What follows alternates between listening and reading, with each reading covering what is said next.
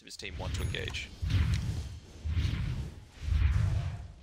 You see TNC missing... Oh, actually mid. They got the coil, Radiant, they're in the area, Febby, no Hand of God, no Rolling Thunder as well in the choke point. Lesh gets one connection in the stun, Cuckoo's charging up the Epi, but is unable to get the burrow strike on top, so just the execution there, a little bit lackluster, and now Qian's going to show up as well, a quick phase shift, gets a little bit of health back as well thanks to the one, won't be able to claim that kill there, but can they continue on? However, Zephyr, this max out Dragon Slayer with the Veil, you're seeing the damage coming through from T1, it's immense right now with the magic, and they're going to be able to bring down the Bloodseeker, very nicely done.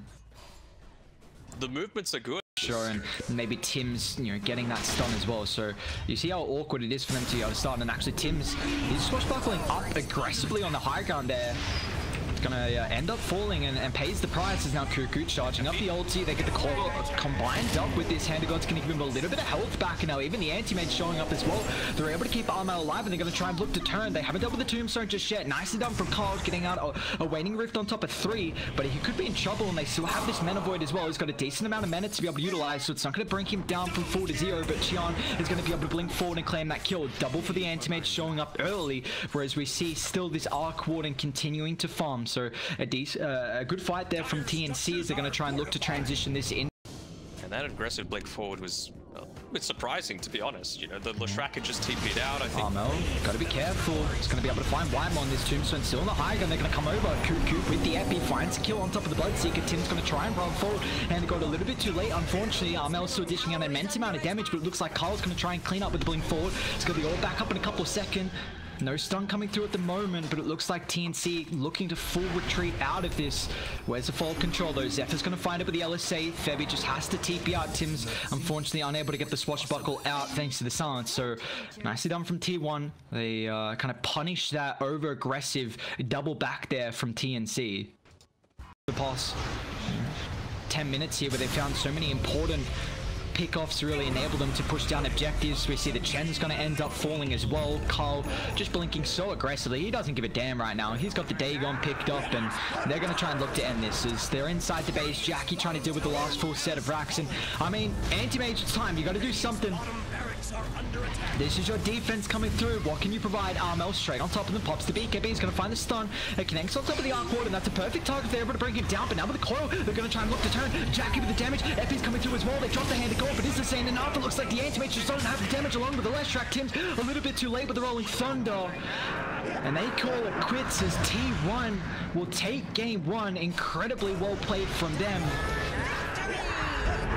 Yeah, I mean, he finally got the Skadi towards the end of that, and that's what was the key timing for him trying to turn it around. But at the end of the day, there's just way...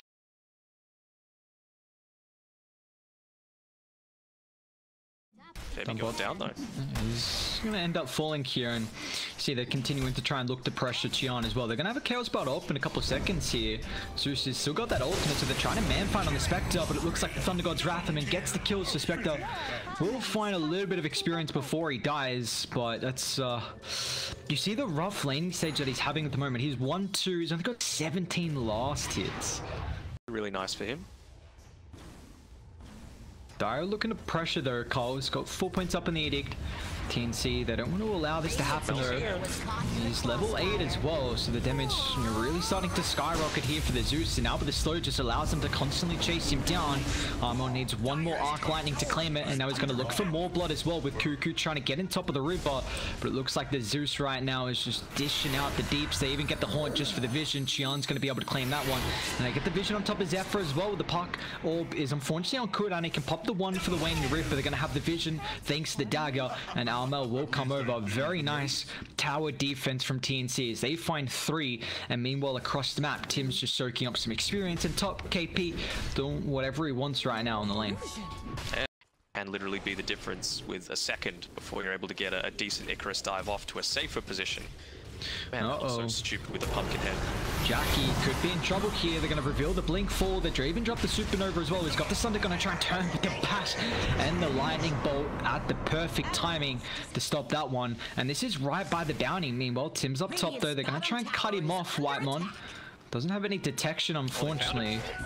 There you go. And meanwhile, actually, yeah, the Ancients, they're going to be able to find Karl here. So actually 2 cores from tier 1 dying. And meanwhile, Tim's, he's still alive at the moment. He's going to try and TP out. Cuckoo, there is the damage. There we go. Zephyr with the AoE. But, I mean, meanwhile, guess what happens? They kill off the Lesh, you kill off the Terrorblade. Xian's now taking some Ancients away from you.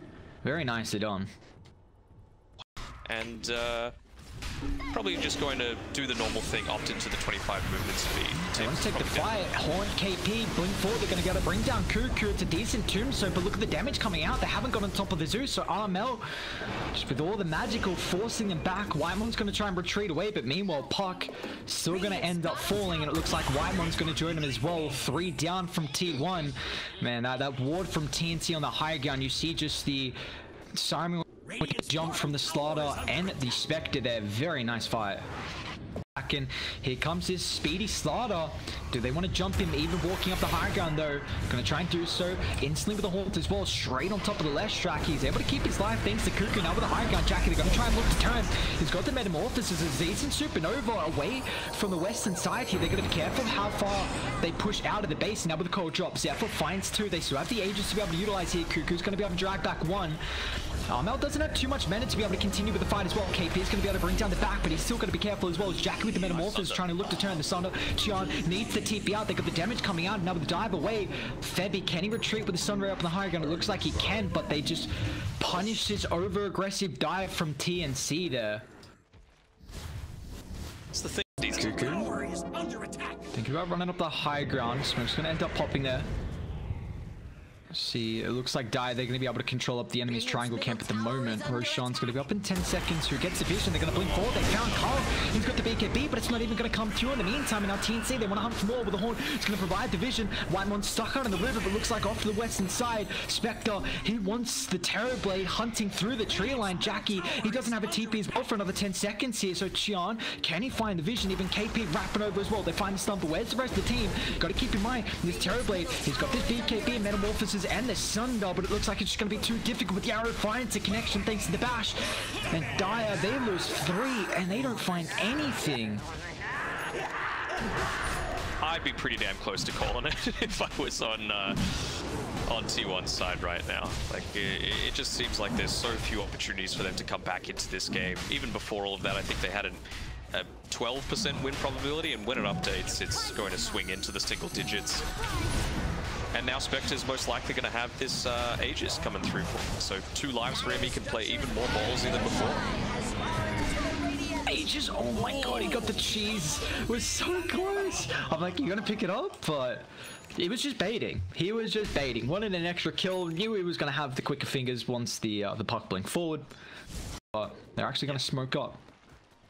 I think Armel, they need to go for Armel. He should be the main target. There we go. The pings come out immediately as soon as he's revealed. And for once, he's going to be out of position. Oh no, he gets away just in time. The benefit of that blink dagger that he just... And now in the river.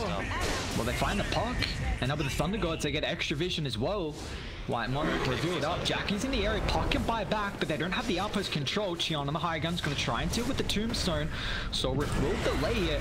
And then with Phantasm coming out as well, you got to be careful because Spectre's stuck up here at the moment. They're going to try and get the Haunt to join down. Ultimate's going to cast the out here from the Supernova, but can they actually deal with the Car's going to move forward with the BKB, but the damage, where's it coming through at the moment? Supernova's going to end up popping. Spectre is trying to go to work on top of the back here, but KP's falling incredibly low. Pops the cheese. Meanwhile, Xian as well. Tombstone's still going to work here. They haven't dealt with it so far, but it's not going to matter. It's T1. They lose 3. Finally, the BKB is going to get popped. Jackie's going to try and turn. He's got the Sun to be able to utilize. He gets it off, but it looks like Xian doesn't matter. He's still got this extra life, and Jackie, the last survivor. The damage, unfortunately, just not there as TNC. They don't lose anyone. They don't even lose the Aegis as well. Got the Chaos Knight trying to deal with it with the illusions, and now Xian's also going to be able to find the Terrorblade. They're hunting. Now the Abyssal Blade is going to try and drop the BKB in turn with the Sunder, but KP on top of the back. They got the bash and die. They're not in range to really protect the Terrorblade at the moment. Still BKB lasting a little bit longer just for the duration, but they're going to be able to chase him down now inside the base. Tim goes forward. They don't have buybacks on the 2 cores, so there's no opportunity for T1 to be able to turn it on the high gun, and finally they're going to call it quits as we'll have a tied series here between TNC and T1 for our first series of the day. Dominant. As dominant as T1 were in that first game. You know, it just felt like with the Arc Warden in game 1, they were able to execute exactly the strategy that they wanted. This time around, it felt really like we were saying before, like they were baiting out that Zeus pick. And, you know,